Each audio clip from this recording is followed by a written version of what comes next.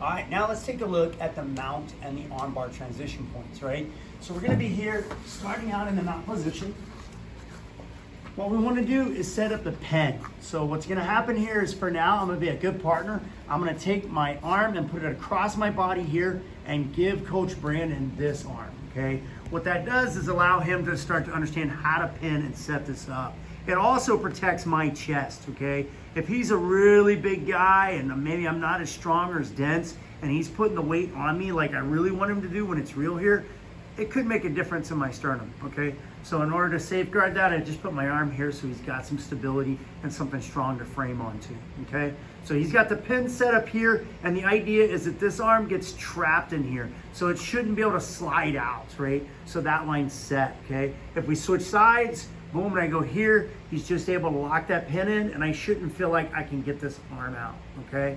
Now, once we have the pin, the second step here is to create what we call the pop-up. This is something we want to make sure that we get lots of reps on. It's not pleasant, especially because he's going to be working his legs like crazy. So for the pop-up, what he wants to do is kind of hop himself up a little bit with all his weight on me and turn slightly and rotate that direction, right? So he pops up a little bit, and that's the idea. You notice how this inner thigh right here captures my arm? It makes it really hard for me to just pull that arm away, okay? So I'm combining the pin and the pop-up should make it to where the arm can't just pull out, okay? So again, we get the pin, it's pretty tight, right? So I can't maneuver. He does his pop-up and he just drops back down into the mount position, okay? So pin, pop, boom, that's it. Just set up about 10 reps, ready to go.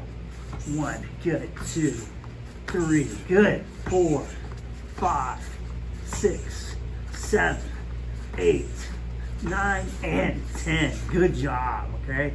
So same idea, I'll let the legs rest on that side. We'll pick up the other side, right? Got the pin good here.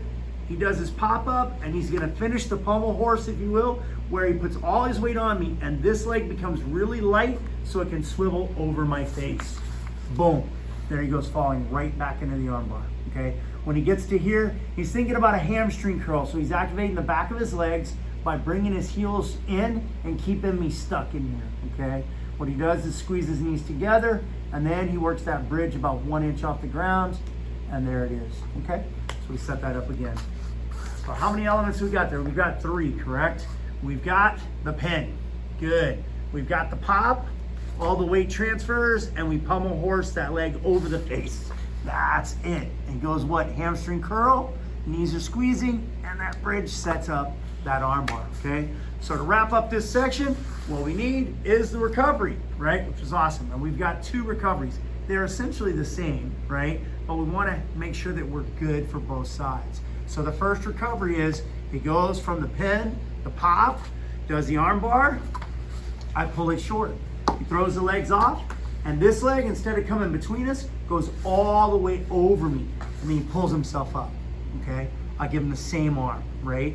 Pin, pop, pummel, that's it, boom, I pull it out. He goes parallel, steps over me, and pulls himself up, right? Bang. Let's do about 3 more of those, ready, go. Good, that's 1. Good, that's 2. Nice. Good, that's 3, okay? Second variation says, I want him good on both sides, okay?